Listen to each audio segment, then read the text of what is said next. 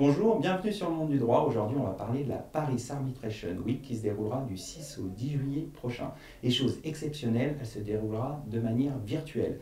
Pour évoquer le sujet, j'ai le plaisir de recevoir Clément Fouchard et Marie Danis, tous deux co-organisateurs de la Paris Arbitration Week. Bonjour à tous les deux. Bonjour. Bonjour. Alors, je vais commencer avec vous, Clément. Pourquoi vous avez décidé de faire cet événement de manière virtuelle ? Alors peut-être un petit rappel, cette semaine de l'arbitrage à Paris qui se déroule tous les ans depuis 4 ans, on est à la 4e édition, et cette année on passe au virtuel en juillet, vous l'avez rappelé, pour des raisons en fait évidentes d'adaptation, c'était vraiment le mot-clé, s'adapter à la situation, à la crise sanitaire qui sévit dans le pays et dans le monde entier. Et c'était pour nous une évidence, tant la Paris Arbitration Week est un événement qui s'adresse en fait pas qu'aux Parisiens, mais à l'ensemble de la communauté internationale de l'arbitrage. Donc c'est pour cette raison qu'on a décidé de le faire, et c'était une forme aussi de résilience, ne pas annuler, maintenir cette semaine qui rassemble tous les ans un très grand nombre de professionnels, d'usagers de l'arbitrage, autour d'événements scientifiques, et qui rassemble, je dirais, 2000 personnes dans les versions précédentes, dans les années précédentes. Pour vous, c'était important de montrer que la communauté internationale de l'arbitrage était présente malgré la crise?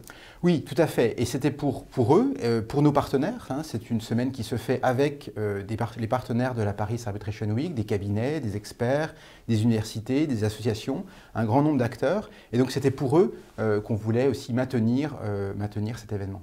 Alors, quels vont être les temps forts, Clément ?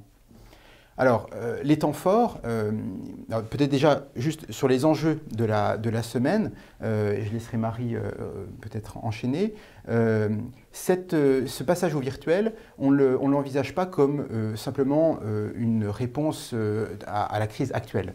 Au-delà de ça, le virtuel, qui d'ailleurs s'inscrit dans la pratique de l'arbitrage, les audiences, les procédures peuvent se dérouler de manière virtuelle et tout le monde est habitué à cela et assez coutumier de cela. Eh bien, ça s'inscrit, je dirais, dans les années qui vont suivre, dans notre volonté de toucher un plus grand nombre de personnes et toucher notamment les régions du monde qui ont un lien avec Paris.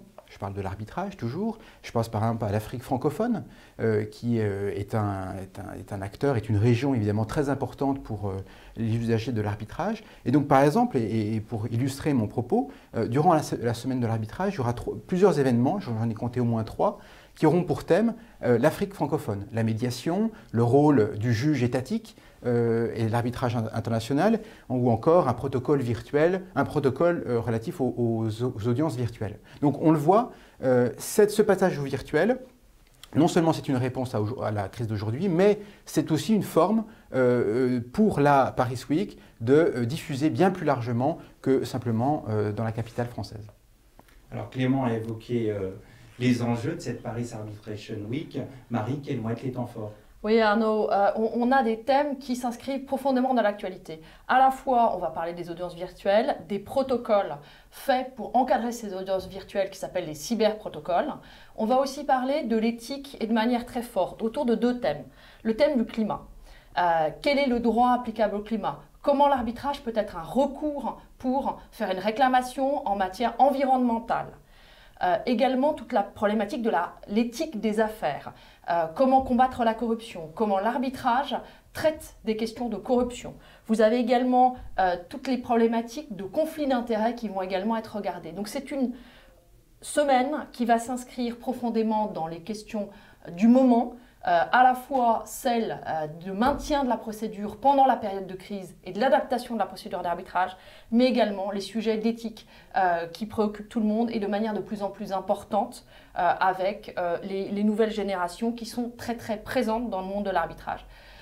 Cette année, nous n'aurons que des événements festifs virtuels. Rendez-vous l'année prochaine pour danser et trinquer à Paris. Eh bien, rendez-vous est pris. Et je vous remercie à tous les deux. Et donc, ne manquez pas cette Paris Arbitration Week du 6 au 10 juillet prochain. Et je vous dis à bientôt sur le monde du droit.